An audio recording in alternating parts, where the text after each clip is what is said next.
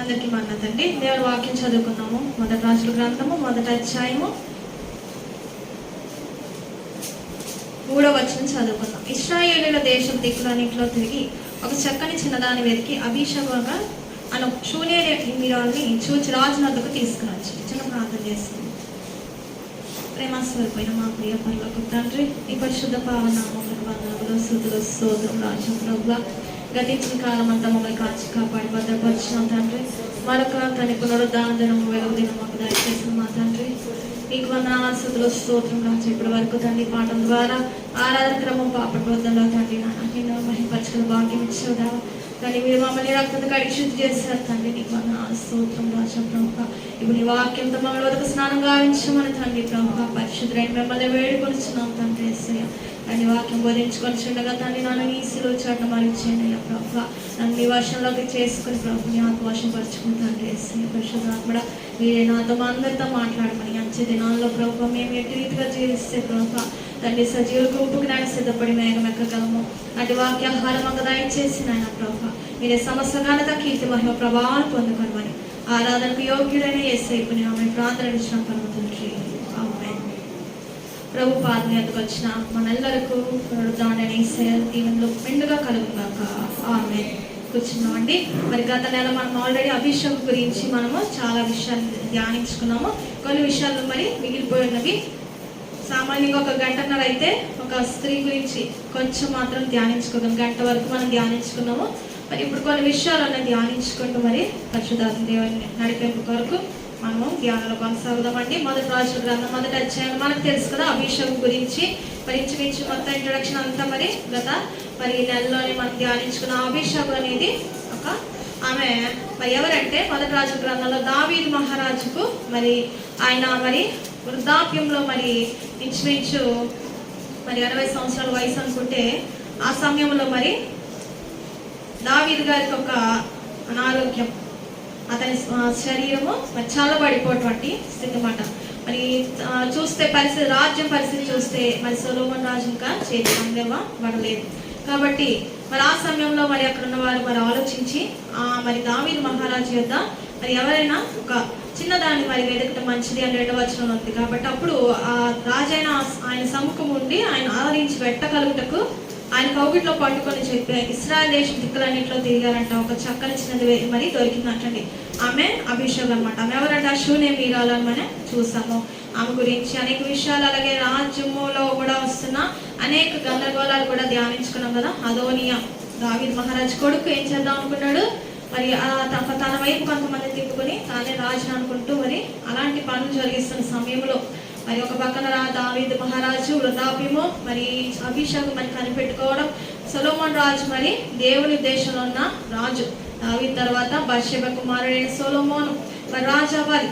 మరి అదంతా జరగాలంటే మరి ఈమెను అభిషేకు ఈమె మరి దేవుని ప్రణాళికలో ఈమె చిన్నదాన్ని మరి తీసుకొచ్చి మరి దేవుడు మరి ఆ యొక్క చనిపోవలసిన దావీదు కొన్ని సంవత్సరాలు బ్రతికుండి ఆ రాజ్యమును మరి సెటిల్ చేసి మరి సొలొమోనుకు అప్పగించి అలాగా అన్ని కూడా దేవుని ప్రణాళిక ప్రకారం జరగడానికి ఒక చిన్న సాధనంగా ఈమె మరి అభిషేకు వాడబడినట్లుగా మనం మరి ధ్యానించుకున్నాం. కాబట్టి ఇంకా కొన్ని విషయాలు ధ్యానించుకున్నాము.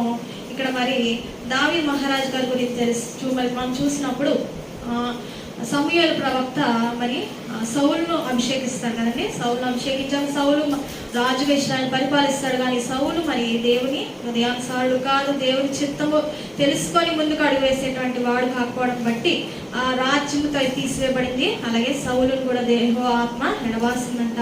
అప్పుడు దురాత్మ ఒకటి వచ్చి సౌలుని మరి వెరపించుండగా ఆ సౌలు మరి ఈర్ష్య కలివాడై మరి దావీదును మరి తరిమేవాడిగా తయారయ్యాడు. మరి దావీదు ఎలాగా మరి సీన్లోకి వచ్చారంటే మరి దావీదు మహారాజు మరి యెష్షయి యొక్క మరి కడసరి కుమారుడట. ఆమె సొంత భార్య కుమారుడు కాదు. కాబట్టి అతను మరి ఎన్నిక లేనివాడు, గొర్రెలు మేపుకుంటూ ఉండేవాడు. మరి దావీదు చిన్న వయసులోనే మరి అన్నలందరూ యుద్ధానికి వెళ్ళేవారు. మనకు తెలుసు కదా సండే స్కూల్ పిల్లలు దావీదు గొల్యాతు స్టోరీలో ఆ గొల్యాతు మరి వచ్చి ఫిలిష్తీయుడు వచ్చి ప్రతిరోజు కూడా సవాల్ విసురుతున్నప్పుడు ఈ అన్నలందరూ కూడా యుద్ధంలో ఉండి మరి ఇశ్రాయేలు తరపున మరి ఉన్నారు. కానీ ఈ దావీదు మాత్రం గొర్రెలు కాచుకుంటూ ఉండగా ఒకసారి తండ్రి ఏం చెప్తాడు, యెషీ నీ అన్న సమాచారం కనుక్కో, వెళ్ళిదిగో మరి అన్న దగ్గరికి ఆహారం తీసుకెళ్ళమని పంపినప్పుడు మరి అవన్నీ మనకు తెలుసు. కాబట్టి అటువంటి మరి ఎన్నిక కానీ వయసులో కానీ మరి ఏ విషయంలో కూడా లోకం ఎన్నిక చేయనటువంటి దావీదుని మరి దేవుడు కోరుకున్నాడండి. ఎందుకంటే మరి సమూయేలు ప్రవక్త మరి నీ దేవుడు చెప్తా, నువ్వు వెళ్ళి యెషై కుమారులోకని అభిషేకించమని చెప్పినప్పుడు 8 మంది కుమారులు ఉన్నారు కాబట్టి ఎవరో తెలియదు కాబట్టి సమూయేలు ప్రవక్త వెళ్ళి యెషై గారిని అడుగుతారు, నీ కుమారులు ఏది అన్నప్పుడు ఇదిగో ఈయన నా పెద్ద కుమారుడు గర్వంగా చెప్తారు యెషై. కానీ వారందరూ కాదు, కానీ ఇంకెవరైనా ఉన్నారా అంటే కడసరి వాడు ఉన్నాడు దావీదని, అతను గొర్రెలు కాసుకుంటూ ఉంటాడంటే అతను కూడా తీసుకురామని చెప్పినప్పుడు మరి దేవుడు మరి ఇప్పుడు దావీదు మరి రాగానే సమూయేలు ప్రవక్తకి ఇతనే నేను కోరుకున్నవాడని చెప్పేసి సమూయేలు ప్రవక్త మాట్లాడి అభిషేకము ఇప్పిస్తారనమాట. రాజుగా అభిషేకం చూడండి, రాజుగా అభిషేకం. మరి ఇప్పుడు మరి అంతా కూడా మరి అంత్య దినాల్లో మనం ఉన్నాం, మొత్తం అంతా కూడా మరి దేవుడికి విరుద్ధంగానే లోకం ఉంది. ఎందుకంటే అధికారులు కానీ పరిపాలించే వారు ఎవరు కూడా ఏం లేదు చెప్పండి, దేవుని ఆత్మ లేదు, దేవుని అభిషేకం లేదు. పూర్వం అలా కాదు, రాజులైనా యాజకులైనా దేవుని పని చేయాలన్నా మరి ప్రజలు పరిపాలించాలన్నా ఏం కావాలి చెప్పండి, దేవుని ఆత్మాభిషేకం కావాలన్నమాట. కాబట్టి ఇక్కడ దావీదు రాజు కావాలంటే దేవుని అభిషేకం కావాలంటే దేవుని ఆత్మ నింపుదల ఉండాలి. దేవుని ఆత్మ నింపుదల ఉన్నప్పుడే దేవుని చిత్తం ప్రకారం చేయగలరు. ఆదాము వాళ్ళు ఏం చేశారు చెప్పండి, మహిమ పూర్ణులు ఆత్మ పూర్ణులు అయినప్పటికీ కూడా ఆ సర్పం యొక్క మాట నమ్మి మోసపోయి వారు ఏం చేసుకున్నారు, కష్టం కొని తెచ్చుకున్నారు. వారి మహిమనంతా పోగొట్టుకున్నారు. వారి ఆత్మ పోయి పరిశుద్ధాత్మ వారిని విడిచి వెళ్ళిపోయారు అనమాట. వెళ్ళిపోయినప్పుడు వారి రక్త మరి శరీరాలు కేవలం మట్టి శరీరాలు మాత్రమే మిగిలినాయి అనమాట. కాబట్టి అటువంటి వారికి పిల్లలుగా పుట్టిన మనందరూ కూడా ఏం చెప్పండి, శరీరమే మనం కలిగినది ఏంటి, శరీరం కాదు. పునర్జన్మ స్నానం, నీటి బాప్తిజం ద్వారా మనము బాప్తిజం పొందడము, మన యొక్క పాపాలు శాపాలను క్షమించబడి పరిశుద్ధాత్మ పొందుతాం అనమాట. పరిశుద్ధాత్మను పొందుకుంటాం. అప్పుడు తిరిగి మనం జన్మించినట్టు లెక్క. మనం ఇలా నీటి బాప్తిజం పుచ్చుకోవాలంత వరకు కూడా వారి మీద నేను ఒక వాక్యం వింటున్నా, ఆ సేవకుడు చెప్తున్నారు, భార్య మార్పు చెందినట్టండి, భర్త మార్పు చెందలేదంట. ఆ సేవకుడు చెప్తున్నారు, ఈ కుమారుడి మీద విగ్రహాల శాపాన్ని నేను చూస్తున్నా. ఎందుకంటే అతను ఎప్పుడైతే ప్రభువుని నమ్మలేదో, ప్రభు యొక్క బాప్తిజం పుచ్చుకోలేదో, రక్షణ పొందలేదో, అతని మీద ఏం ఏలుబడి చేస్తుంది ఆ విగ్రహాల తరతరాల శాపం. ఆరమావళి నుంచి వచ్చిన పూర్వీకుల శాపాలు అపరాధాలు అతని మీద ఉన్నాయి. నష్టం వ్యాపారాలు అతనికి నష్టాలు. కాబట్టి మనం ఎప్పుడైతే ప్రభువులోకి వస్తామో ఆ శాపాలన్నీ విడిచివేయబడతాయి. మరలా మనం ప్రభువులోకి వచ్చాక మరలా కుక్కతోక వంకరన్నట్లుగా మనం ఈ లోకానుసారంగా జీవిస్తే మరి దేవుడు ఒక మొట్టుకాయ మొడతా ఉంటాడు. కాబట్టి ఇది మన పాపాల పట్టు కూడా ఫలితాలు, వ్యాధి, పేదరికం, అప్పులు బాలంటే దైవం రాశారుగా సమర్పణ ప్రార్థనలో, అవి మన యొక్క స్వయంకృత అపరాధాలు అయి ఉండవచ్చు. లేకపోతే సాధారణ మనల్ని మరి దేవుడు మరి పరీక్షిస్తాడు, సాధారణ శోధిస్తాడట, అలా కూడా ఉండొచ్చు. కాబట్టి అది పాపమే అని చెప్పడానికి వీలేదు. కాబట్టి ఇక్కడ చూసినప్పుడు దావీదు మహారాజు మరి ఆ చిన్న వయసులోనే అతనుకున్న విశ్వాసం ఏంటంటే, నేను సింహాన్ని ఎలుగుబడిని చీల్చాను, ఈ అన్యుడైన మరి సున్నతులైన ఫిలిస్తీయుడు దేవుడి ముందు ఒక లెక్క అని చెప్పేసి ముందుకెళ్తాను, నేను దేవుడి నామంలో యెహోవా నామంలో ముందుకు వెళ్తున్నానని చెప్పాను. కాబట్టి ఏంటంటే ఇప్పుడు ఇక్కడ దావీదు మరి కలిగిన ఆత్మశక్తి, మొదటి నుండి కూడా గొప్ప విశ్వాసం కలిగిన వాడు. తన గొర్రెలను తన తండ్రి మందను మరి మేపుతున్నప్పుడే గొప్ప విశ్వాసం కలిగిన వాడు అనమాట అండి. మరి ఎవరు మరి రక్షణ పొందుతారు చెప్పండి, ఎవరు పరిశుద్ధాత్మ పొందుతారంటే విశ్వాసం ఉండాలి. మనకి యేసు ప్రభు నమ్ముకున్నామండి, మన జీవితాలు మార్పు చెందాలి కదా. నమ్ముకున్నామంటే ఏముండాలి చెప్పండి, నమ్మకం ఉండాలి. నా దేవుడు నా రోగాన్ని తీసివేస్తాడు, నా దేవుడు నా కష్టాన్ని తీసివేస్తాడు, నా యొక్క చిక్కుని తీసివేయగా నన్ను స్థిరపరచగలడు అనేది ఏముండాలి, నమ్మకం ఉండాలన్నమాట. నమ్ముకున్నామంటే మనకి ఏముండాలి, నమ్మకం ఉండాలి, విశ్వాసం ఉండాలన్నమాట. మరి ఇక్కడ మరి దావీదు మహారాజు చిన్న బాలు నుంచి ఏముంది చెప్పండి, గొప్ప విశ్వాసం ఉంది. అప్పటికి ఇంకా అభిషేకం పొందుకోవాలా వినండి. కాబట్టి ఏంటంటే మనము ముందుగా ఏం కలిగి ఉండాలి, నమ్మకం కలిగి ఉండాలి, విశ్వాసం కలిగి ఉండాలి. ఆ తర్వాత మరి సమూయేలు ప్రవక్త గారి ద్వారా దావీదు మరి అభిషేకించబడి మరి రాజుగా అవ్వాలని దేవుని చిత్తంలో ఉన్నాడు. కానీ అభిషేకం పొందుకున్నాక ఎన్ని శ్రమలు పొందారో మనము పాత నిబంధన గ్రంథాలు చూస్తే మరి చూసినప్పుడు మనకు అర్థమవుతుంది. ఎందుకంటే ఆ సౌలు ఎంతగా తరిమాడంటే మామూలుగా తరమలేదండి. సౌలు రాజు, సొంత అల్లుడే కదా దావీదు. కాబట్టి అభిషేకం కలిగింది కదా, మనకేం రోగం వస్తుంది, అభిషేకం కలిగింది కనుక మనకేం శోధన వస్తాను కూడా వీల్లేదు. దేవుని ఆత్మ మన మీద నిలిచి ఉన్నప్పుడు మరి సాతాను ఎన్నో విధాలుగా మనం శోధించి తరిమి ఏదన్నా చేద్దామని వాడు. ఎందుకంటే సౌల్లో ఎవరున్నారు చెప్పండి, సౌలు రాజులు ఎవరున్నారు, దురాత్మ ఉంది. మరి ఆ దురాత్మ మరి అతనిలోకి వచ్చినప్పుడల్లా దావీదు నీటిని విసిరి అలాగే గోడకి మరి గుచ్చి వేసి చంపేద్దాం అనేటువంటి అంత కోపం అనమాట. నరహత్య చేసేటువంటి కోపం అనమాట. కాబట్టి దురాత్మ అతన్ని అలాగా మరి వేరపించింది అనమాట. కాబట్టి ఏంటంటే ఇక్కడ మరి ఇంత ఇలాగా ఉన్నటువంటి దావీదు మరి ఈ వృద్ధాప్యంలో మరి ఎంతో మంది రాను మరి ఎంతో మంది వివాహం చేసుకున్నారు కదా, మరి నెల నేర్చుకున్నాం కదా, చాలా మంది భార్యలు ఉన్నారు. బత్షెబ ఉంది, మరి అహీరోయం ఉంది, ఇంకా తర్వాత మీకాల్, వీళ్ళందరూ కూడా భార్యలే. కానీ వారెవ్వరు కూడా ఈయన్ని మరి ఆదరించేవారు కాదేమో, మరి మనకు తెలియదు. కానీ మరి దగ్గరే ఉండి కనిపెట్టుకుని చూసుకునేవారు ఒకరు ఉండాలని చెప్పేసి అన్నప్పుడు మరి యవనస్త్రాలు మరి యవనస్తులు ఇప్పుడు ఎలా ఉంటున్నారు చెప్పండి? యవనస్తులు ఎవరైనా త్యాగం చేసేటువంటి మనసు ఎవరికైనా ఉందా చెప్పండి? లేదు. కనీసం తల్లిదండ్రికి మంచినీళ్ళు ఇచ్చేటువంటి స్థితి కూడా లేదు. ముందు ఆగు, వారికి మొబైలే లోకం. కాబట్టి అలాంటి ఆమె ఇంత వృద్ధుని 80 సంవత్సరాల వృద్ధుని 20 సంవత్సరాలు కూడా ఉన్న అభిషేక్ మరి ఆదరించడానికి అంత చిన్న వయసులో అంత ఆమెకి ఎంత మెచ్యూరిటీ, ఎంత మరి ఆలోచన, రాజ్యం గురించి ఆలోచన ఉందో ఒకసారి మనం ఆలోచించాలి. కాబట్టి మనము దేవుని రాజ్యం గురించి యవనస్తులు ఏం ఆలోచిస్తున్నారు చెప్పండి? యవనస్తుని ఈ రోజులో ఎవ్వరు కూడా పరిచయం చేయడానికి పంపట్ల. ఎందుకు చెప్పండి? ప్రతి ఒక్కరు కూడా మా బిడ్డలు చదువుకోవాలి, వారు మరి బాగా అవ్వాలి అన్ని చేసి ఏం చేయాలి చెప్పండి? లోకం అంతా సంపాదించుకున్నట్ట ప్రాణం పోగొట్టుకుంటే ఏ ఉపయోగం? ఈ లోకం అంతా సంపాదించుకొని మనం రాకుండా ఎత్తపడకపోతే ఎందుకు? మన భక్తి వల్ల ప్రయోజనం ఏంటని దైవజనుడు సమర్థన రాశారు. కాబట్టి మనం బడి గుడి అన్ని నేర్పాలి. మనం అన్యులుగా పెరిగాం, మన బిడ్డలలో పెరగకూడదు. మన బిడ్డలకి కనీసం ఆదివారం అనేది మరి మనం దేవుని ఆరాధించకపోతే బొత్తిగా కృతజ్ఞత లేనివాడు అంటాడు దైవజనులు. ఒక సూక్తి రాశారు దేవదాసయ్య గారు. మరి ఆదివారం ఆరాధన కూడా లేనటువంటి వారిగా సేవకుల పిల్లలు కూడా హాస్టల్స్లో వేస్తారు. ఎంత భయంకరమైన స్థితిలో మనం ఉన్నాం. మనం క్రైస్తవులుగా పెరగాలి, మన బిడ్డలు క్రైస్తవులుగా పెంచాలి. మా బిడ్డను కూడా మా ఫ్యామిలీ వేసాం. కానీ అది మనం మిషన్ స్కూల్ ఎక్కడ ఉదయం సాయంత్రం సన్నిధి ఉండేది, 3 పూట్ల కూడా ఆహారం ముందు రాత్రి ఉండేది. కానీ మరి తీసుకొచ్చాము అక్కడికన్నా మరి ఇక్కడ బాగుంటుందన్న ఉద్దేశంతో.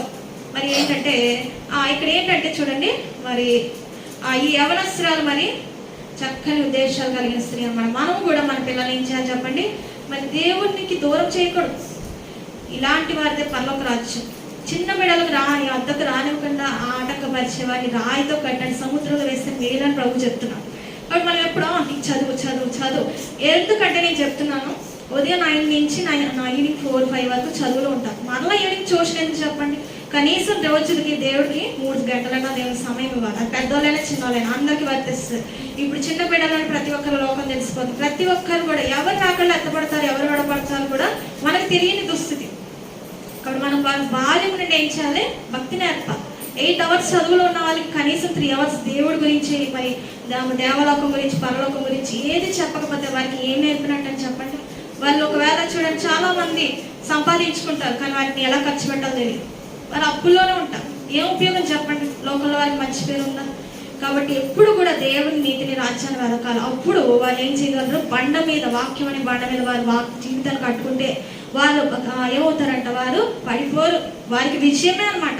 కాబట్టి మనం ఏం చేయాలండి? యవ్వనస్తులు ముఖ్యంగా దేవుల్లో మనము పెంచాలండి. చిన్న బిడ్డలు కూడా పెంచాలి. వాళ్ళు నడవలసిన త్రోవని వారిని అయ్యగారు అంటారు, పిల్లల్ని చదివించు, నువ్వు చదువుకున్నదాన్ని పెళ్లి చేసుకుని ఏం ఉపయోగం? చదివేరుగా పొద్దు నుంచి ఇప్పుడు ప్రార్థన ఉంటారని చెప్పి నేను అస్సలు ఎప్పుడు కూడా నేను చదవని అస్సలు చేయను. ఎందుకంటే నేను చాలా చదువుకున్నాను. ఏం ఉపయోగం లేదు. దేవుడు లేడనమాట నాలో, నా జీవితంలో లేడు, దేవుడి కృప లేదు. అందుకే నేను మరి నిరాశ, మరి నిరుద్యోగంలో ఆ సమయంలో నేను దేవుని తెలుసుకుని రక్షణ పొందాను. అందుకే నేను అబ్బాయికి ఇప్పుడు చదువు గురించి పెద్దగా మరి ఇంట్రెస్ట్ చూపించాను. ఎందుకంటే చదువుతో పాటు ఏముండాలి చెప్పండి? దేవుడు అనేవాడు ఉండాలి, దేవుని కృప ఉండాలి. కాబట్టి ఇక్కడ ఈమె ఒక డిసైడ్ అయిందనమాట. వృద్ధుని వివాహం కూడా కాదు, మరి పరిచయం చేయడానికి తీసుకెళ్లారు అంతే. కాబట్టి నా జీవితము ఈ యొక్క పరిచర్యతోనే మరి అలా ఆరంభించబడాలి. దావీదు మహారాజు ఎంతకాలం ఉంటారో తెలియదు. కాబట్టి తదనంతరం కూడా పరిస్థితి ఏంటో నాకు తెలియదు. కానీ దేవుడికి సమస్తం తెలుసు అన్నట్లుగా ఈమె మరి చిన్న వయసులోనే మరి చాలా మరి రిస్క్తో కూడిన, మరి తెగింపుతో కూడిన మరి నిర్ణయం తీసుకుందాం అన్నమాట అండి. కాబట్టి అలాగే పరిశుద్ధ గ్రంథంలో కూడా మనకు తెలుసు, క్రిస్మస్ కాలంలో ఒక స్త్రీ గురించి, వృద్ధురాల గురించి ధ్యానించుకుంటే ఎవరు చెప్పండి?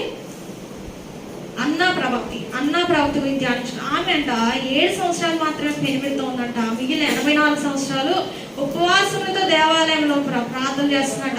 మెస్సయ్య యొక్క రాక వరకు నేను రక్షకుని చూడాలి అని చెప్పేసి ఆమె ఆశ తీరిందా లేదా?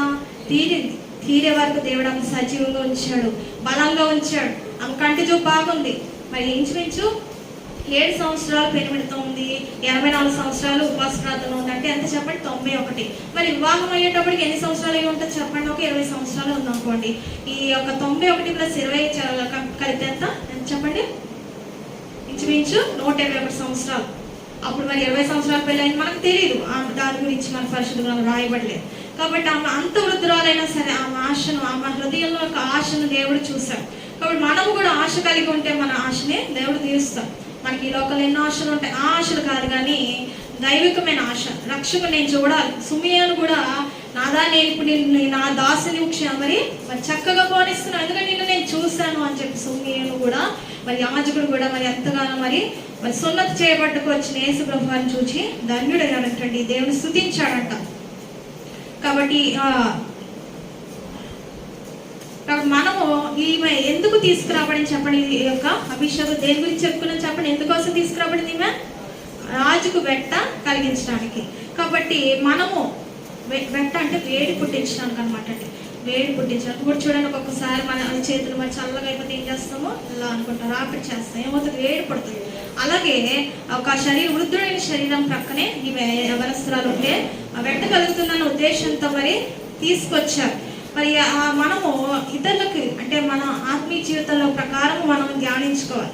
మనం మన భక్తి జీవితాన్ని బట్టి కానీ లేకపోతే దేని బట్టి మనం ఇతరులని వెట్ట కలిగించే వరకు, వేడి కలిగించే వరకు ఉంటున్నామా అని ఆలోచించుకోవాలి. చూడండి, మనము తల్లిదండ్రులు మార్పు చెందుతారు, బిడ్డలు ఇంకా రక్షణ పొందరు. కాబట్టి మనం వాళ్ళకి ఏం చేయాలంటే దేవుడి గురించి మాట తెలియజేయాలి. వాళ్ళు టీవీ చూస్తుంటే చూస్తే చూడండి, మొబైల్ చూస్తుంటే చూస్తే చూడండి, క్రికెట్ ఆడితే చూస్తే చూడండి, అన్నీ చూస్తే చూడండి. అలాగ ఉండకూడదు. మనకు బోధకులుగా మన కుటుంబంలో మనమే యాజకులుగా ఉండాలండి. మనం వారికి ఏం చేయాలి? దేవుడి వాక్యం ఏం చేస్తుంది చెప్పండి? ఈ వాక్యములు మనలో మన హృదయంలో మండించలేదా అని చెప్తున్నారు అమ్మాయి గ్రామానికి అతని శిష్యులు. కాబట్టి దేవుడి వాక్యం మనం మండిస్తుంది. మనము చెప్పే కొద్దీ వాళ్ళకి ఎలాగైనా విసుగొస్తుంది, ఎందుకంటే అది మంట పుట్టిస్తుంది కదా, ఎందుకంటే నిజం కదా, నిజం నిప్పు లాంటిది అన్నట్లుగా దేవుడి వాక్యం సత్యం అనమాట అండి. కాబట్టి మనం ఏం చేయాలి? మన భక్తిని బట్టి మనం ఏం చేయాలి? వాళ్ళని వెలిగించాలన్నమాట అండి. వాళ్ళకి వేడి కలిగించేవాళ్ళు మన కుటుంబీకులే కాదు, మన బంధువులు కానీ, స్నేహితులు, ఇరుగు పొరుగు ఎవరు మన ఎందుకు వచ్చినా మనము ఏం చేయాలంట? లోక విషయాల నుంచి ఏం చేయాలంట? దైవికమైన విషయాలకు నడిపించాలంట. దైవజనులు ఒక సూక్తి రాస్తారు. అంతేగాని వాళ్ళతో పాటు వాళ్ళతో తానా అంటే తందానని చెప్పి లోక విషయాల్లో మనకి మునిగి తేలిపోకూడదు అనమాట అండి. కాబట్టి మనం ఏం చేయాలంటే సంపూర్ణ సువార్తనాలకి చెప్పాలి. ఏదో విధంగా వాళ్ళు మనతో మాట్లాడుతున్నారు కాబట్టి మనం అంటే అభిమానం కాబట్టి వారి ఆత్మరక్షణ పొందాలి. పెళ్లి కుమార్తెలు ఎవరంటే ఇంట్లో కూర్చొని సన్ని చేసుకునే వాళ్ళు కాదండి, సువార్త చెప్పాలి, బయటికి వెళ్ళాలి, లేకపోతే ఇంటికి నీ దగ్గరకు వచ్చిన వాళ్ళకి చెప్పాలి, క్రైస్తవులు కాదు, అన్ని జనులకి. కాబట్టి ఏంటంటే వేడి కలిగించాలి, వెంట పుట్టించాలి. ఎందుకంటే వారు గురించి ఒకసారి దేవుడు అడుగుతారు లెక్క, నీ ఎద్దుకు నేను అనేకలు పంపాను కదా, నువ్వు ఎవరికి ఏం చెప్పావు అనేసి. అప్పుడు మనం ఏం చెప్పగలం? పెళ్లి కుమార్తె సువార్తికురాలుగా ఉండాలి. పెళ్లి కుమార్తె ఎవరు చెప్పండి? సువార్తికుడు. కాబట్టి ఎత్తబడిపోతామంటే మనం మెలకుబడి ప్రార్థన చేస్తున్నాం కదా, కానే కాదు. మరి నాకు 6 సంవత్సరాలు ఇంచుమించు మొబైల్లో సోషల్ మీడియాలో వాక్యాన్ని పెడుతున్నాను. మరి అది నాకు ఖాళీగా ఉండి చేసే పని కాదు. ఎప్పుడు నాకు ఖాళీ అనేది ఉండదండి, కనీసం ఊపిరి పీల్చుకోవడానికి కూడా.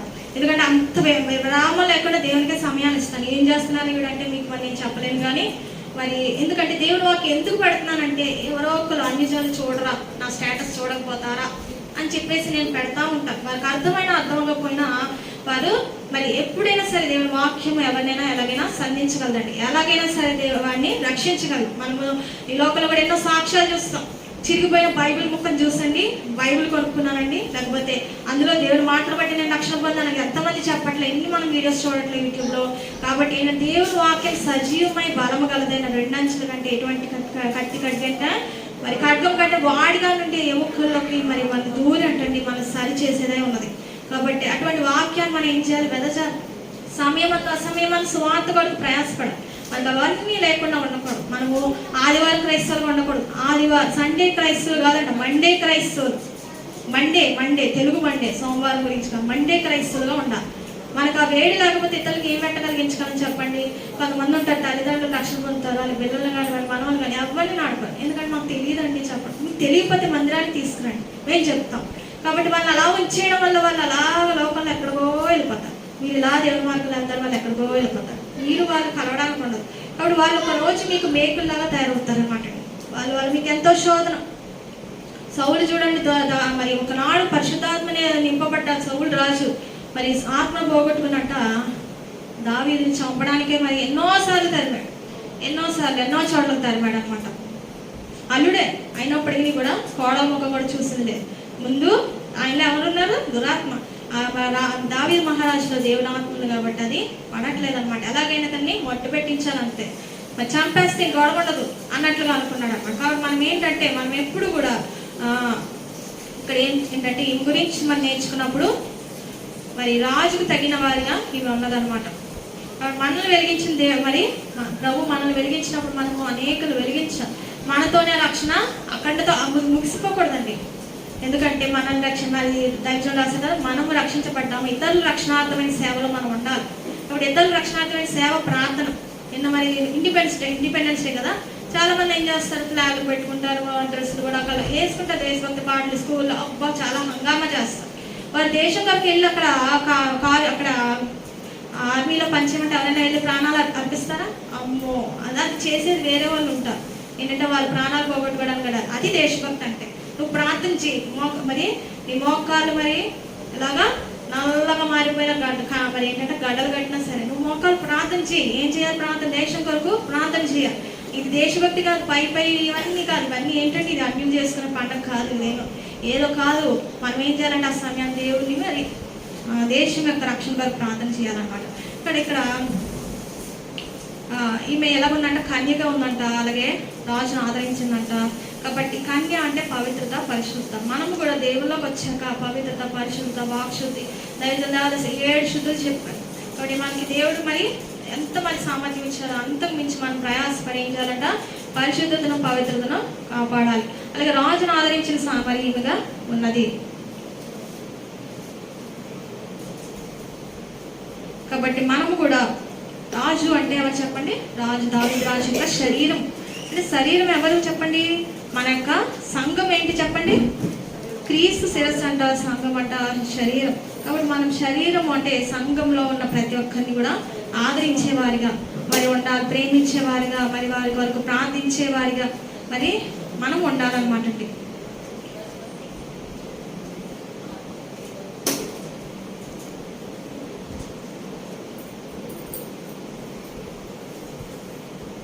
కాబట్టి మనము ఈ యొక్క రాజును అంటే శరీరాన్ని అలాగ వెట్టకలిగించిందో మనము క్రైస్తవ సంఘం ఏం చేయాలి? వెట్టకలిగించే, వేడి పుట్టించేవారు అనమాట. మనం ఉండడం వల్ల ఆ సంఘానికి ఒక మేలు కలిగే విధంగా మనం జీవిస్తే మంచిది అనమాట అండి. ఏంటంటే మనం ధనం ఇస్తున్నాం, కానుకలు ఇస్తున్నారు, మంచిదే. మీరు మరి మిగతా సమయం అంతా కూడా మీరు ఏం చేస్తున్నారు? మీ డ్యూటీలు వెళ్తున్నారు. ప్రతిదినం ఏం చేయాలి చెప్పండి? సంఘం గురించిన ఆలోచన, ప్రార్థన అనేది దాంట్లో మరి మనం ఏముండాలి? అంశము మా సంఘం అనే అంశం తప్పకుండా ఉండాలి. మరి నేను రక్షణ పొందినప్పుడు, నేను మరి విశ్వాసం ఉన్నప్పుడు మా పాస్టర్ గారి కొరకు, పాస్టర్ గారు వారి పిల్లలు, వారి అవసరతలు అవన్నీ కూడా ప్రే డైలీలో నాతో పాటు అవన్నీ రాసి ప్రార్థన చేసేదాన్ని.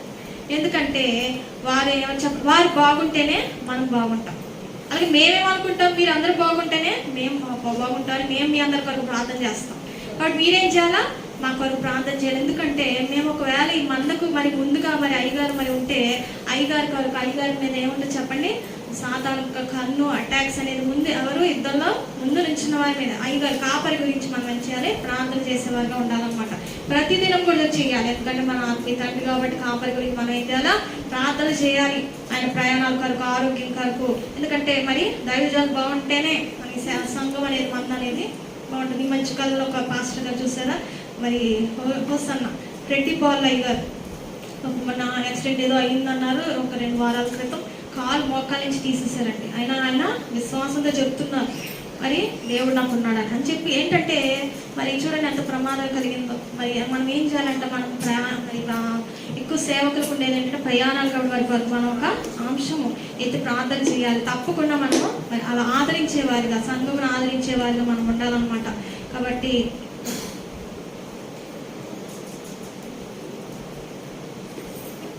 మరి ఒకప్పుడు ఏం చేశాడంటే శత్రు రాజ్యాలు వణికించిన దావీదు ఇప్పుడు చలితో వణుకుతున్న సమయం.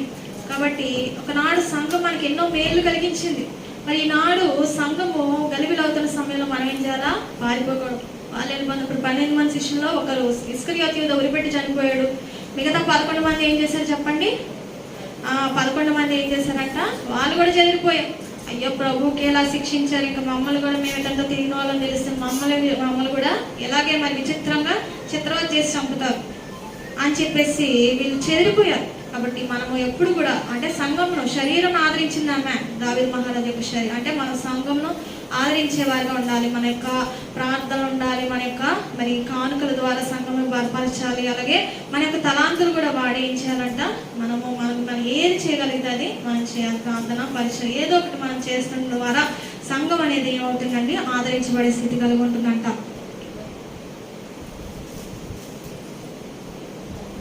మరి తన కన్యత్వాన్ని జీవితానికి త్యాగం చేసినట్లుగా చెప్పుకున్నాం కదా. కాబట్టి మనము మరి దేవుని సంఘంలో ఉన్న మనము ఇవేంటి త్యాగం చేస్తున్నాం మనం ఆలోచించుకోవాలి. 24 గంటలు దేవుడు మనకు సమయం ఇచ్చినప్పుడు కనీసం 3 గంటలు దేవునితో సహవాసం చేయలేని దుస్థితి ఎంత భయంకరం చెప్పండి. మీరు ఎంత ఉద్యోగస్తులని, వ్యాపారస్తులని, ఎంత మీరు ఇంటి పనులు చేసుకునే వారు అవనివ్వండి, రోజుకు 3 గంటలు కనీసం ఇవ్వండి. ఒకవేళ ఎటువంటి duties 8 hours 10 hours 12 hours duties లేవనుకుంటే మీరు 12 గంటలు దేవునికి ఇవ్వచ్చు. ఎందుకంటే 7-8 గంటలు నిద్రపోయినా ఒక 4 గంటలు ఇంటి చాకరీ వెట్టి చాకరీ చేసుకున్నా ఇంకో 12 గంటలు మిగులుతాయి. నేను 11, 12 ఆ టైంకి మరి సన్నిధిలోకి వచ్చానంటే మళ్ళీ రాత్రి 10, 11 వరకు ఇవే దేవుని వాక్యం గురించి వీటి గురించి తప్పితే వేరే గురించి అసలు దేని గురించి ఆలోచన అనేది ఉండదు అనమాట అండి. కాబట్టి ఏంటంటే ఎందుకంటే దేవుడు మనం ఉన్నప్పుడే మనం ఏం చేయగలం, అది దీపం ఉన్నప్పుడే అది చక్క పెట్టుకోవాలి. దేవుడు మనకి ఇచ్చిన సమయాన్ని మనం ఏది త్యాగం చేస్తున్నాం చెప్పండి. కనీసం 3 గంటలు అంటే ఒకేసారి 3 గంటలు ఇవ్వలేమంటే మీరు ఉదయం 1 గంటన్నర, సాయంత్రం 1 గంటన్నర అన్నీ చేసుకోండి, అంతే 3 అవర్స్ అయిపోతుంది. మిగిలిన టైం మీ డ్యూటీలకు వెళ్ళండి, మీరు పని పాటలను కావించుకోండి. కాబట్టి మనము ఏం త్యాగం చేస్తున్నాం. అలాగే దానం విషయంలో కూడా దేవుడికి మరి దశభాగం అనేది పాత నిబంధన, మరి వర్ధిల్లను కొలది ఇవ్వడం అనేది క్రొత్త నిబంధన అండి. కాబట్టి దాని ప్రకారం అలాగే తలాంతులు కూడా మీరు పాటలు పాడగలరా, సంఘానికి ముందు రండి, చక్కగా వచ్చి పాటలు పాడి దేవుని స్తుతించండి. మీరు ఇంకా లేకపోతే మరి పరిచర్య చేసేటువంటి ఆలోచనగా మరి ఉదయమే మందిరానికి సమయానికి ఆరాధన ముందుగానే వచ్చి చక్కగా పరిచయం చేయొచ్చు, మందిరం తోడవచ్చు. సో దట్ ఏరియాలని వేయించి బరకాలేచ్చు, ఈ పరిచర్య చేయొచ్చు. మీ పిల్లల చెప్పు కూడా పంపచ్చు. అప్పుడు వారికి దీవెన అనమాట అండి, పరలోకంలో దీవెన ఉంటుంది. కాబట్టి ఏమి త్యాగం చేస్తున్నాం చెప్పండి. ఏదో ఈ లోకంలో బ్రతుకుతున్నాం, ఈ లోకంలో వచ్చాము వెళ్ళామా ఇవ్వండిగా వారిగా కాకుండా మనం ఏం చేయాలంటే ఏమి త్యాగం చేస్తున్నాం, ఈమెను చూసి ఏం నేర్చుకోవాలి, అది మనం ఏం త్యాగము చేస్తున్నాం. ఆమె జీవితాన్ని త్యాగం చేస్తున్నాం. ఓకే, 2 సంవత్సరాలు ఉన్నారండి దావీదు మహారాజు. ఆ తర్వాత ఆయన చనిపోయాక ఆమె జీవిత కాలము వివాహం లేదు, విధవరాలు కాదు, వివాహం కాలేదు కదా దావీదుతో. కాబట్టి ఆమె జీవితం అంతా రాజ్యంలో ఒక తల్లి వలె సొలొమోను అంట పోషించాడంట. ఒక తల్లి వలె, తల్లి స్థానం వలె అభిషేకం పోషించాడంట. కాబట్టి మనము మరి మన జీవితం అసలు మనం ఎందుకు సృజించబడ్డామో అది ఆలోచించాలి. మనం ఎందుకు సృజించబడ్డామని చెప్పండి.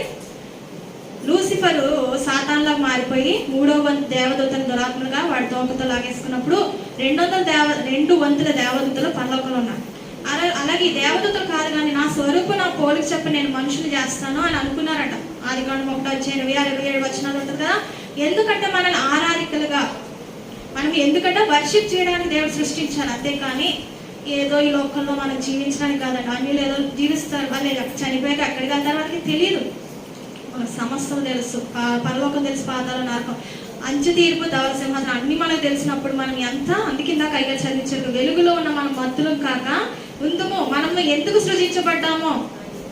మనం ఏదో టైంపాస్గా అలాగేదో టైంపాస్గా టీవీ చూడడం, టైంపాస్గా సెల్ ఫోన్లో మాట్లాడడం, టైంపాస్గా ఆట ఆడుకోవడం, వీటి కోసం కాదండి దేవుడు మనం సృజించింది ఆయన ఆరాధించడానికి. మనకి ఎప్పుడు ఖాళీ ఉన్నా సరే దేవుడు స్తుతించాలి. ఏం ఖాళీగా అసలు బోర్ కొట్టాల్సిన పని లేదనమాట. దేవుడితో సహవాసం చేయాలి. ఎందుకంటే సమయాన్ని లెక్క అడుగుతాడు దేవుడు. అన్నీ కూడా మన జీవితం అంతా కూడా ఒక బుక్ తయారవుతుంది అక్కడ. మన యొక్క జీవితం అంతా ఒక్కొక్కరికి ఒక బుక్ ఉంటుంది. అప్పుడు ఏం చేస్తారు దేవుడు అడుగుతాడు. దేవదూతలంతా లెక్కలేసేస్తున్నాయి, మొత్తం కోట్లాది దేవతలు, లక్షల కోట్ల దేవదూతలు ఉన్నారు పైన పరలోకంలో. కాబట్టి అవన్నీ కూడా దేవుడు అడిగితే మనం అసలు నోరు మెదపగలమా చెప్పండి. కాబట్టి మనము ఏమి త్యాగం చేస్తున్నామో అది మనము జ్ఞాపకం చేసుకోవాలి. తన జీవితాన్ని యవ్వన ఆశలు అన్నింటినీ త్యజించుకుంది. మనం కూడా ఏం చేయాలి చెప్పండి, లోకాశలు వదులుకోవాలి. ఈ రోజైతే ఇలా ఉన్నారు కానీ మన ఆదివారం 10 మంది డొమ్మ, సోమవారం 10 మంది డొమ్మ. సంఘంలో కార్యక్రమం జరిగినప్పుడు సంఘంలో మనం ఉండాలి. మనమే కదా సంఘం చెప్పండి, మనమా కదా. మన శరీరంలో అన్ని అవయవాలు ఉన్నాయనుకోండి, మన శరీరం పూర్తిగా అవుతుంది. ఒక చెయ్యి ఉండి ఒక చెయ్యి లేక, ఒక కన్ను ఉండి ఒక కన్ను లేక ఎలా ఉంటుంది, చూసే వాళ్ళకి అంగవైకల్యం కనిపిస్తుంది. అలాగే ఉంది మన సోమవారం. కానీ దేవుడి వల్ల మందిరం నింపాడు దేవుడు, ఎలాగో దేవుడు నింపాడు. కాబట్టి మనం ఎప్పుడు కూడా ఏంటంట కొన్ని లోకాశని మేము వదులుకుందంట. మీరు ఏదో లోకాశలో నువ్వు మానేశారని నేను చెప్పట్లా.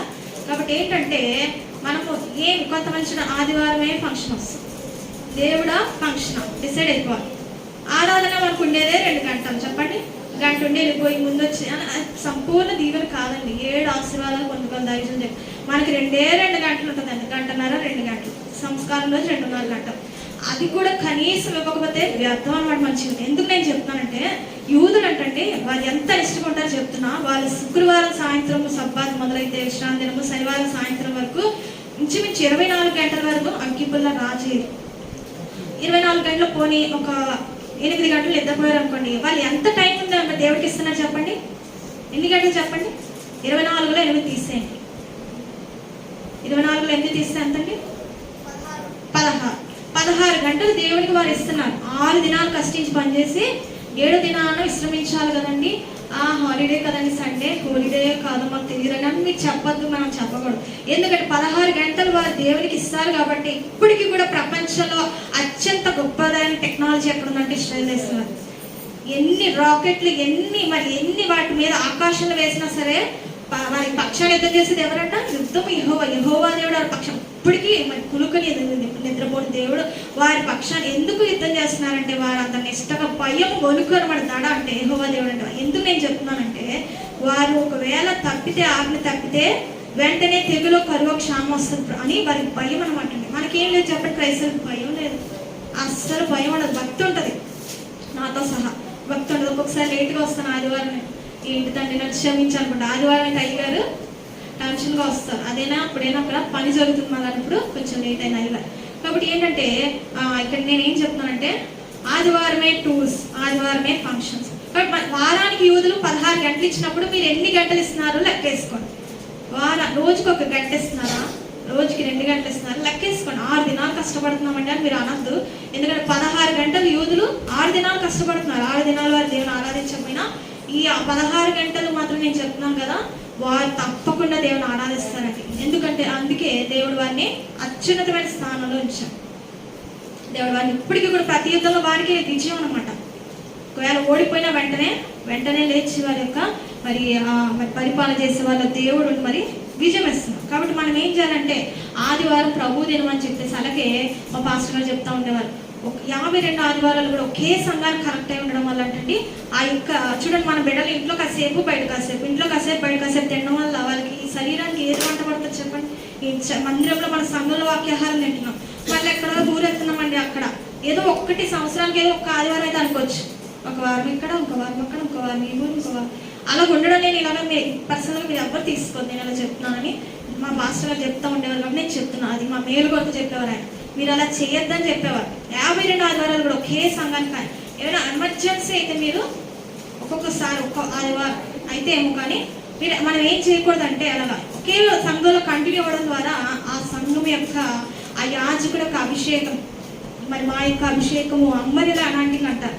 ఎలీషా ప్రవక్త అంటే ఏలియా ప్రవక్తని అగ్ని రథాల మీద ఏలియా ప్రవక్త వెళ్ళిపోయే వరకు కూడా ఎలీషా ప్రవక్తను విడిచిపెట్టాల.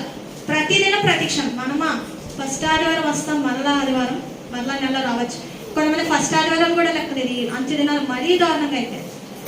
కాబట్టి నేను ఎందుకు చెప్తున్నా అంటే, అలా అంబరిలా అలాంటివి అంటారు.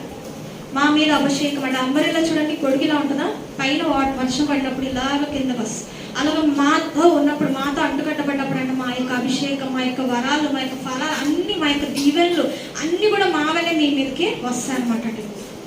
అది మీ మంచి కొరకే చెప్తున్నాను, మాకు మేము నేర్చుకున్నదే. ఎందుకంటే ఒకే చోట నేను కంటిన్యూగా వెళ్ళేదాన్ని అనమాట అండి. ఒకే చెన్నైలో ఉన్నప్పుడు అదే సంఘానికి 3 సంవత్సరాలు కూడా ఒకే సంఘానికి. సో ఆదివారం కాబట్టి అలా చేయడం ద్వారా ఇక్కడ నేను ఎందుకు చెప్తున్నా అంటే, లోకాశ వదులుకుందంటే మనము లోకం లాగుతుందంట. అయ్యో ఫంక్షన్, అయ్యో టూర్, అయ్యో బంధువులు, అయ్యో రక్త సంబంధం, అవన్నీ కూడా అలా చేయద్దు. మేము ఎక్కడికైనా వెళ్ళగలమా? ఎక్కడికి వెళ్ళాం. ఎందుకంటే మేము సమర్పణ అయిపోయింది దేవునికి. బంధువులు చీ అన్నా తూ అన్నా పర్వాలా, మాకు ఎవరు కావాలి? దేవుడి పని కావాలి.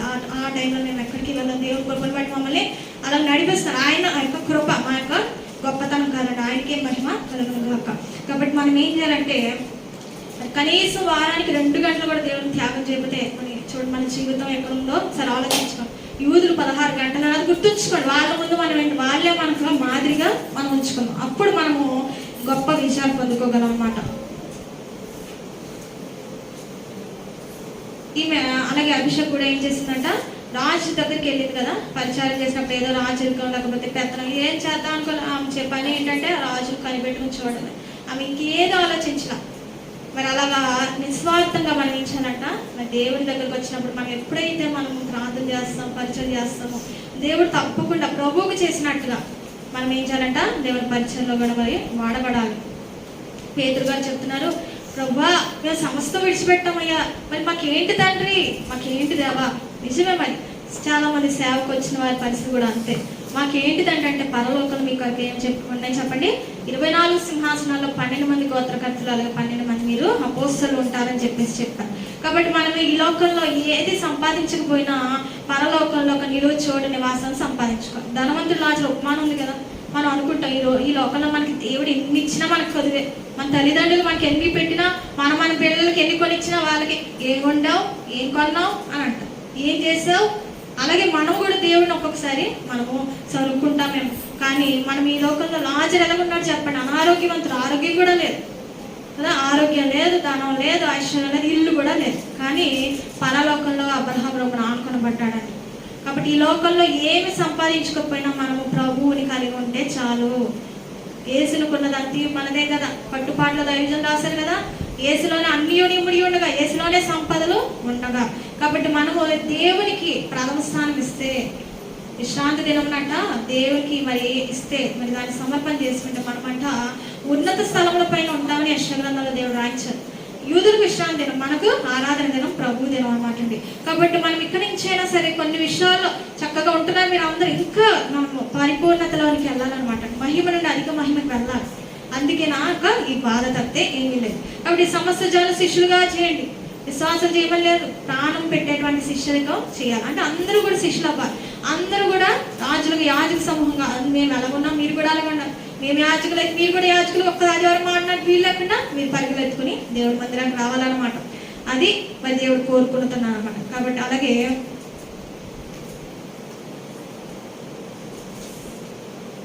సరైన సమయానికి దేవుడు మరి అంతఃపురంలో మరి ప్రవేశింపజేశాడంటండి.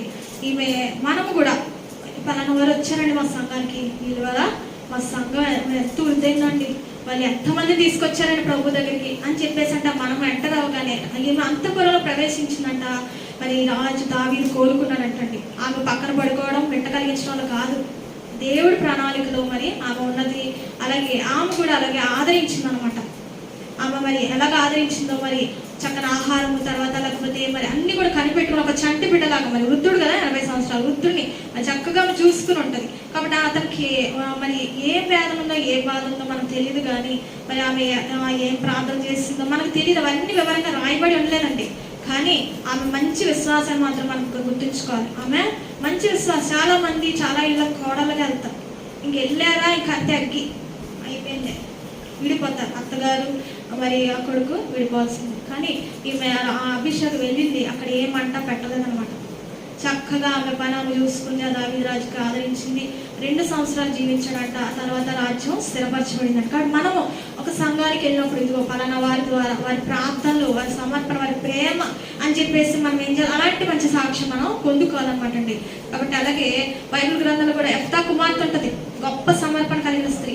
మరి యెఫ్తా గురించి మనకు తెలుసు. యెఫ్తా మొక్కుకుంటాడు, నాకు ముందుగా ఎవరు వస్తే వారు నీకు బలిస్తాను ప్రభా, యుద్ధంలో విజయం దయచేయనంటే తన కుమార్తె, తన ముందుల బిడ్డ ఈ కుమార్తె వస్తుంది.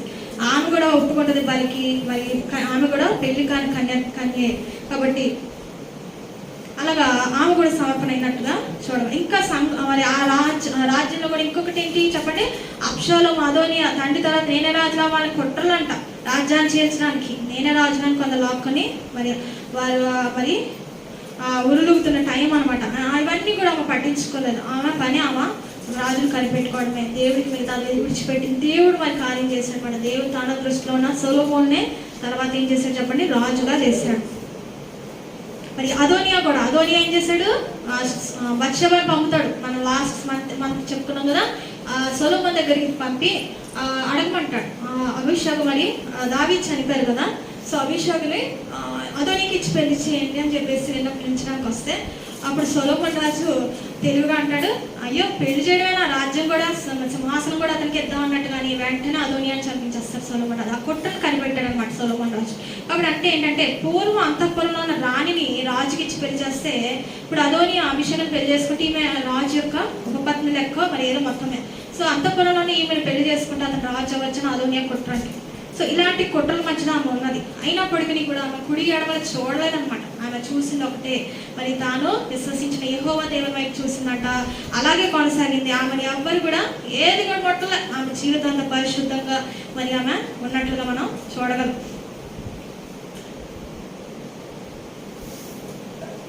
మరి రూతు కూడా ఉంటది కదా, రూతు ఎవరి వైపు కూడా ఆమె దృష్టి లేదు. కాబట్టి బోయజ్ లాంటి చక్కనైన నీతిమంతుని భర్తగా పొందుకుందనమాట అండి. మరి అలాగే ఈ అంశం కూడా చక్కని ప్రవర్తన కలిగిన ఒక వార్తగా మనం చూస్తున్నాం. కాబట్టి లవోదికే సంఘకాలంలో మనము చల్లగా కానీ వెచ్చగా కానీ ఉండాలంట. నిలువెచ్చగా ఉండదని దేవుడు చెప్తున్నారు. కాబట్టి మన బైబిల్ మిషన్ చక్కనైన ఏర్పాటు మిషన్, ఆ మిషన్లో మనం ఉన్నాం. కాబట్టి మనకు అనేక ప్రాంతాలు ఉన్నాయి. మనం అవన్నిటిని కూడా మనము అందిపుచ్చుకుంటే మనకి ఏమొస్తుందంట, అనేక దీవెన పెండ్లి కుమార్తె అంత వస్తుంది బుద్ధిగల కన్యకులుగా. మరి ఆదివారాలు వస్తున్నారు, శుక్రవారాలు కూడా మరి ప్రయత్నించండి. ఎందుకంటే మరి శుక్రవారం అనేది చెప్పండి అసలైంది సిలువని ధ్యానిస్తేనే ఏమవుతుంది చెప్పండి, మన యొక్క ప్రతి విధమైన శాపాల నుండి సంపూర్ణంగా విడుదల. అంచెలంచెలుగా ఇలా వచ్చేగానే అలా అయిపోద్దని మీరు అనుకోవద్దు. మీకు శాపాలు ఉంటాయి, ఆ శాపాలన్నీ అనారోగ్యాలు అంచెలంచెలుగా దేవుడు మరి తొలగిస్తున్నాడు. అనేక కార్యాలు కూడా జరిగిస్తున్నాయి. ఎందుకంటే ఆదివారం కేవలం ఆరాధించుకుని వెళ్ళిపోతాం. మరి ప్రార్థన అనేది ఎప్పుడు చేస్తాం చెప్పండి సంఘ ప్రార్థన ఎప్పుడు జరుగుతుంది మనకి? ఈ శుక్రవారమే జరుగుతుంది. కాబట్టి ప్రతి ఒక్కరు కూడా అది కూడా మనం అందిపుచ్చుకోవాలి. బైబిల్ విషయం అంతా ఆదివారం శుక్రవారం. దైవజన దేవదాసే గారు చెప్పారు, ఆదివారం ఆత్మ కోసం. మీకు ఇప్పుడు చెప్తున్నంతే దేనికోసం చెప్పండి, మన యొక్క ఆత్మ మేలు కొరకు. కానీ శరీరం మేలు పొందాలి కదా, దానికోసం శుక్రవారం దైవజన దేవదాసే గారు చెప్పారు. ఇది మా మాట కాదు, మరి ప్రవక్త యొక్క మాట అనమాట అండి. కాబట్టి ఇక్కడ కాబట్టి ఒకే శరీరముగా ఒకే యజమానుడికి ఈమె ఎలా ఉన్నదో మనం కూడా పవిత్రాలయ కన్యకగా ఒకే మరి ప్రభువుకి మనం ఏం చేయడం ప్రదానం చేయబడ్డామంట. మనందరూ రక్షణ పొందినప్పుడు ప్రభుత్వం నిశ్చితార్థం అయిపోయిందంటండి. మనం అందరూ ఎంగేజ్మెంట్ అయిపోయింది. ఎవరితో? పెళ్లి కుమారుతో. కాబట్టి మనం ఇప్పుడు పరీక్ష కాలంలో ఉన్నాం. మనము స్థిరంగా ఆయన వచ్చే వరకు ఉంటామా, లేకపోతే వేరే కొంతమంది క్రైస్తవులు కూడా అన్ని జనుల్లోకి వెళ్ళిపోతారు, కొంతమంది క్రైస్తవులు కూడా అబద్ధ బోధలోకి వెళ్ళిపోతారు, అపవిత్రతను అసత్య బోధలోకి వెళ్ళిపోయి వాటిని అంటించుకుంటారు. అలా కాకుండా మనం ఏం చేయాలంటే పవిత్రతను కాపాడుకునేవారుగా ఉండాలి. అలాగే చూడండి, వృద్ధులు చూసుకోవడం పరిచయం చేయడం అంత సులువు కాదు. కొంతమంది చూడండి తల్లికి తండ్రికి పరిచయం చేయడానికి వాళ్ళు వివాహం చేసుకోరు. అలాగే నన్స్ ఉంటారు క్రిస్టియన్స్లో కూడా, వారు ఏం చేస్తారు, వాళ్ళు వివాహాలు చేసుకోకుండా దేవుని పరిచర్య చేస్తారనమాట అండి. ఎటువంటి శరీరేచ్ఛలు తావు ఇవ్వకుండా. అలాగే మనం కూడా ఏంటంటే దేవుని సంఘము ఒక శరీరం కాబట్టి మనం కూడా ఏం చేయాలంట, అటువంటి సమర్పణ కలిగిన వారిగా మనం కూడా జీవిస్తే అప్పుడు మనము మన పిల్లలు తర పిల్లలు ఏంటంటే తరతరాల పిల్లలు కూడా 1000 తరాల దీవెనలోకి వెళ్తారు, దీవించబడతారు అనమాట అండి.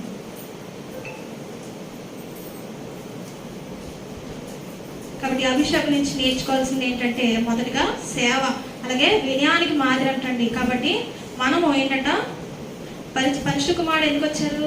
పరిచర్య చేయించుకోవడానికి రాలేదంట, పరిచర్య చేయటకు వచ్చారంట. అనేకులు విమోచన క్రయధనంగా మరి అర్పించబట్టుకు వచ్చారని చెప్పేసి. కాబట్టి ఇక్కడ ఈమె సేవకు గుర్తంట, అలాగే వినయానికి కూడా గుర్తంటండి. ఈమె యొక్క బాధ్యత నెరవేర్చింది, దుర్వినియోగం చేయలేదు. మరి గొప్ప స్థానంలో ఉన్న వినయమే ఈమెకు అలంకారం. మనం కూడా అలాగే ఉండాలి. ఎంత మనము దేవుల్లో ఉన్నామో మరి మనకు అలంకారం ఇవ్వాలి విధేయత. దైవజనుడు రాసే పెండ్లి కుమార్తె కథ ఏంటంటే విశ్వాసం, విధేయత, విజ్ఞాపన, విన్నపం. కాబట్టి విధేయత అనేది ఉండాలి. ఎవరికి విధేయత చెప్పండి? దేవుని వాక్యానికి విధేయత. మరి విధేయత అన్నాం కదా అని మా అమ్మగారు అలాగే మా భర్త లేకపోతే మా అత్తగారు అని వాళ్ళు ఏదో లోక సంబంధమైన కార్యాలు చేయమంటే విధేయత చూపించమన్నారు. ఈ లోక సంబంధమైన విధేయత కాదండి, దేవుని వాక్యానికి విధేయత అనమాట. ఎవరేం చెప్తే వాళ్ళకి విధేయులుగా ఉండి వెళ్ళిపోతే ఇంకా అంతే సంగతి అనమాట. ఆ గట్ సర్పం అదే చెప్పింది కదా, ఇది తినండి మీరు మీ కళ్ళు తెరవబడతాయి, మీరు ఏం చేయలేరు, మీరు దేవతల వల్ల ఉంటారని అబద్ధం చెప్పినప్పుడు వాళ్ళు నమ్మేశారు, మోస్తారు అనమాట. కాబట్టి పవిత్రతను కాపాడుకుందంట.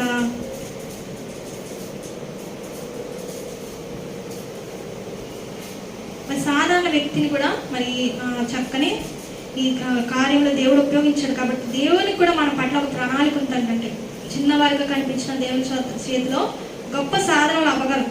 కాబట్టి ఈ 3 మన మంచి గుణాలు నేర్పుతుందంట. ఏంటంట? సేవ ఉందంట, వినయానికి మాదిరిగా ఉందంట, అలాగే మరి పవిత్రతను కాపాడుతుంది, దేవుని వచనంలో భాగమైన స్త్రీ. మనం కూడా ఆమె ఏం చేసింది చెప్పండి? దావీదు మహారాజు దగ్గరికి వచ్చినప్పటి నుంచి ఆయన మరణం పర్యంతరం ఏం చేసింది? పరిచర్య చేసింది. మరి మనము కూడా దేవుడి సంఘానికి వచ్చిన మనము పరిచర్య విషయంలో మరి తుద మట్టుకు, అంటే మన యొక్క పోకడ వరకు, దేవుడు అక్కడి వరకు మనం పరిచర్య చేయాలి. అది మనం డిసైడ్ అవ్వాలన్నమాట. అప్పుడు మనం నిర్ణయించుకుంటే మన మనసు ఉంటే మార్గం ఉంటుందట. కాబట్టి మనము పరిచర్య చేయాలి. ఏదో ఒక పని చేసేవారుగా ఉండాలన్నమాట. పరిచర్య చేయడం ద్వారా ఏమవుతారంట? ప్రవక్తలు అవుతారని దాని ఒక సూక్తి రాశాం కదా. ప్రార్థనా పనులే ప్రవక్తలు అంట, పరిచర్య చేసేవారే పరిచారకులే ప్రవక్తలు అంటండి. కాబట్టి మనము పరిచర్య చేయించుకోవడానికి రాకూడదు, పరిచారకులుగా ఉండాలి. మనము ఒకనాడు వచ్చాము, పరిచర్య చేయించుకున్నాము, సరే మేము కూడా మందిరానికి వెళ్ళిన వాళ్ళమే, నేను కానీ పాస్టర్ గారు కానీ, వాళ్ళు వాక్య పరిచయం చేశారు, మేము రక్షణ పొందాం. ఇప్పుడు మేమేం చేస్తున్నాం చెప్పండి? వాక్య పరిచయం చేస్తున్నాం.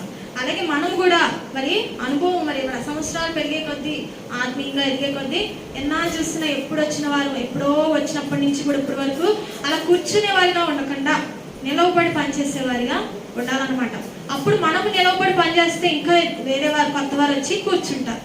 వారు కూర్చుంటారు, పరిచయం అందుకుంటారు, మళ్ళీ వాళ్ళు ఎదిగాక వాళ్ళు నిల్చుంటారు, తర్వాత కొత్త వారు వస్తారు. కాబట్టి అలాగ మనం దేవుని పరిచయం అంటే ఆయన ఆఖరి పర్యంతము జరుగుతుంది. కాబట్టి అలాంటి వారిగా మనము మార్పు చెందాలి. దేవుడి కొద్ది మాటలు దీవించిన గాక. చిన్న ప్రార్థన. వాక్య నెరవేర్పు కొరకు ప్రేమస్వరూపమైన మా ప్రియ పరలోక తండ్రి, నీ పరిశుద్ధ నామములకు వందనములు, స్తుతులు, స్తోత్రం రాజా. ఈ మధ్యాహ్న కాల సమయంలో తండ్రి ప్రభా, దేవతాన్ని మాట్లాడేది మీరు కారు, మీలో ఉన్న పరిశుద్ధాత్ముడు అన్నట్లుగా తండ్రి, పరిశుద్ధాత్మ దేవుడి సంగతులు జ్ఞాపకం చేయనట్లుగా తండ్రి, మీరు మమ్మల్ని తండ్రి ఇదిగో ప్రభు అనే వాక్యం అనేది 2 అంచెల 15 కాడకం బోధించే మాకు విని అందరికీ కూడా గుర్చుతుంది. అది నన్ను మారుస్తుంది, అందరినీ మారుస్తుంది ప్రభు. ఎందుకంటే నీ వాక్యం కంటే శక్తి గలది, ఎందుకంటే నీ వాక్యం సజీవమైనది దేవా. తండ్రి నాన్న ప్రభు సజీవమైన నీ వాక్యంతో నన్ను మమ్మల్ని సంధించారు కాబట్టి దేవా.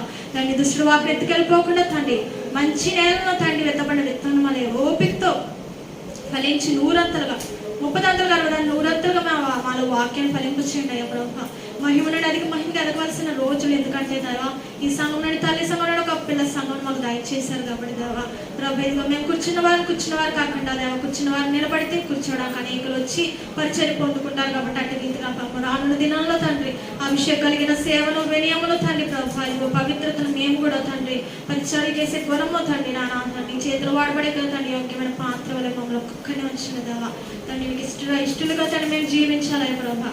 తండ్రి రాజును ఆదరించినట్లు మేము కూడా సంఘం ఆదరించే వారిగా తండ్రి సంఘంలో తండ్రి ఐకమత్యం ఏక మనసుతో నాయన ప్రభు ఉండి దేవా మేము పనిచేయడం ద్వారా, అన్ని అవయవాలు పనిచేయడం ద్వారా శరీరము చక్కగా వృద్ధని చెప్పి వాక్యం మేము చదువుకున్నాం కాబట్టి దేవా ప్రతి ఒక్కరంటే నన్ను పని చేయగల భాగ్యం దయచేయమని తండ్రి. సంఘంలో మీద పాదాలకు ద్వారం నిలవనేరమన్నాం తండ్రి. ఈ సంఘంలో సేవ పరిచయకు వ్యతిరేక పనిచేసే ప్రతి విధమైన సాధారణ దురాత్మలంతగా చీకటి శక్తి నన్ను చేసిన మధ్య 18 ప్రకారం భూమి మీద బంధిస్తున్నాం. పాలకులు మీరు బంధించమని తండ్రి. నీకు వ్యతిరేకంగా ఏ ఆయుధ ఆత్మ వర్ధిల్లదనో దేవా మాకు సంఘ సేవ పరిచయకు వ్యతిరేకంగా ఆయన ఏ ఆయుధ ఆత్మలు వర్ధిల్లకుండా ప్రభా తండ్రి నమ్ము తండ్రి ప్రభా వర్ధిల్లగల భాగ్యం దయచేయమని, ఎవరికి ఇష్టమైన వారికి మమ్మల్ని తండ్రి సిద్ధం చేయమని త్వరగా నన్ను వేసినామని ప్రార్థన ఇచ్చినాం పరమ తండ్రి. అవును అందరికీ మన తండ్రి మన